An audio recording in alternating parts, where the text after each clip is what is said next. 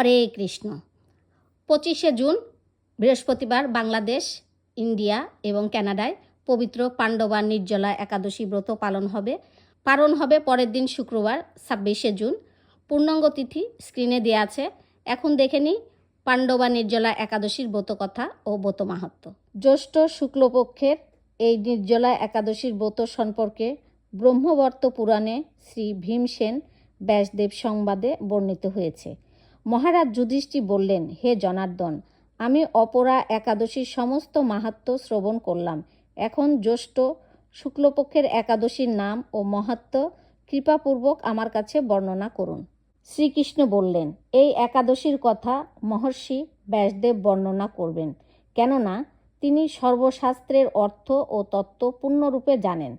রাজা যুধিষ্ঠির ব্যাসদেবকে বললেন, হে মহর্ষি দৈবপায়ন, আমি মানুষের লৌকিক ধর্ম এবং জ্ঞানকাণ্ডের বিষয়ে অনেক শ্রবণ করেছি। আপনি যথাযথভাবে ভক্তি বিষয়নী কিছু ধর্মকথা এখন আমায় বর্ণনা করুন। শ্রী ব্যাসদেব বললেন, হে মহারাজ, তুমি যেসব ধর্মকথা শুনেছ, এই কলিযুগের মানুষের পক্ষে সে সমস্ত পালন করা অত্যন্ত কঠিন, যা সুখে সামান্য খরচে অল্প কষ্টে সম্পাদন করা যায়, অথচ মহাফল প্রদান করে এবং সমস্ত শাস্ত্রের সারস্বরূপ। সেই ধর্মই কলিযুগের মানুষের পক্ষে করা শ্রেয়। সেই ধর্মকথায় এখন তোমার কাছে বলছি। উভয় পক্ষের একাদশীর দিনে ভোজন না করে উপবাস ব্রত করবে। দ্বাদশীর দিনে স্নান করে শুচি শুদ্ধ হয়ে নিত্যকৃত সমাপনের পর শ্রীকৃষ্ণের অর্চন করবে। এরপর ব্রাহ্মণদেরকে প্রসাদ ভোজন করাবে। অশৌচ থাকলেও এই ব্রত কখনো ত্যাগ করবে না। যে সকল ব্যক্তি স্বর্গে যেতে চায় তাদের সারা জীবন এই ব্রত পালন করা উচিত। পাপকর্মে রত ও ধর্মহীন ব্যক্তিরাও যদি এই একাদশীর দিনে ভোজন না করে তবে তারা যম যাতনা থেকে রক্ষা পায়। শ্রী ব্যাসদেবের এসব কথা শুনে গদাধর ভীমসেন অশ্বত্থ পাতার মতো কাঁপতে কাঁপতে বলতে লাগলেন, হে মহাবুদ্ধি পিতামহ, মাতা কুন্তী, দ্রৌপদী, ভ্রাতা যুধিষ্ঠির, অর্জুন, নকুল ও সহদেব এরা কেউই একাদশীর দিনে ভোজন করে না। আমাকেও অন্ন গ্রহণ করতে নিষেধ করে, কিন্তু দুঃসহ ক্ষুধা যন্ত্রণার জন্য আমি উপবাস করতে পারি না। ভীমসেনের এরকম কথায় ব্যাসদেব বলতে লাগলেন, যদি স্বর্গাদি দিব্যধাম লাভে তোমার একান্ত ইচ্ছে থাকে তবে উভয় পক্ষের একাদশীতে ভোজন করবে না।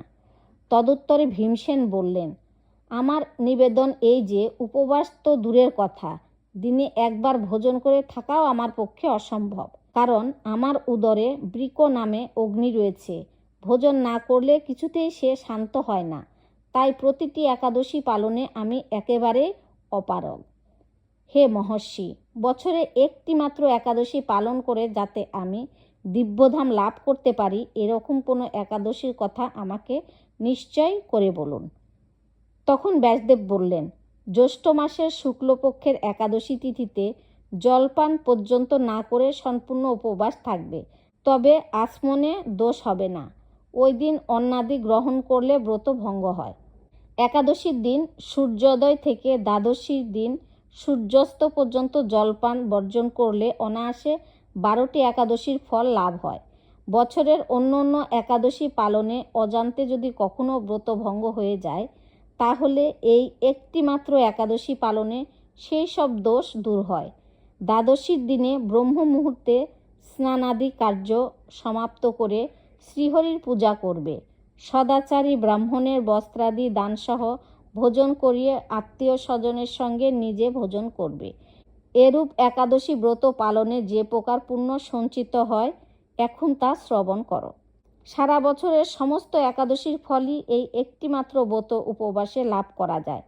শঙ্খ চক্র গদা পদ্মধারী ভগবান শ্রীকৃষ্ণ আমাকে বলেছেন, বৈদিক ও লৌকিক সমস্ত ধর্ম পরিত্যাগ করে যারা একমাত্র আমার শরণাপন্ন হয়ে এই নির্জলা একাদশী ব্রত পালন করে তারা সর্বপাপ মুক্ত হয়। বিশেষত কলিযুগে ধন সম্পদ দানের মাধ্যমে যথার্থ কল্যাণ হয় না। কলিযুগে দ্রব্য শুদ্ধি নেই। কলিতে শাস্ত্রোক্ত সংস্কার বিশুদ্ধ হয় না। তাই বৈদিক ধর্ম কখনো সুসম্পন্ন হতে পারে না। হে ভীমসেন, তোমাকে বহু কথা বলার আর প্রয়োজন কি? তুমি উভয় পক্ষের একাদশীতে ভোজন করবে না। যদি তাতে অসমর্থ হও তবে জ্যৈষ্ঠ মাসের শুক্লপক্ষের একাদশীতে অবশ্যই নির্জলা উপবাস করবে। এই একাদশী ব্রত ধন ধান্য ও পূর্ণদায়িনী। যমদূতগণও এই ব্রত পালনকারীকে মৃত্যুর পরও স্পর্শ করতে পারে না। পক্ষান্তরে বিষ্ণুদূতগণ তাকে বিষ্ণুলোকে নিয়ে যায়। শ্রী ভীমসেন ওই দিন থেকে নির্জলা একাদশী পালন করতে থাকায় এই একাদশী পাণ্ডবা নির্জলা বা ভীমসেনী একাদশী নামে প্রসিদ্ধ হয়েছে। এই নির্জলা একাদশীতে পবিত্র তীর্থে স্নান, দান, জপ, কীর্তন ইত্যাদি যা কিছু মানুষ করে তা অক্ষয় হয়ে যায়। যে ব্যক্তি ভক্তি সহকারে এই একাদশী ব্রত মাহাত্ম্য পাঠ বা শ্রবণ করেন তিনি বৈকুণ্ঠধাম প্রাপ্ত হন। পাণ্ডবা একাদশী ব্রতকথা সম্পূর্ণ। হরে কৃষ্ণ। গোপাল সবার মঙ্গল করুন।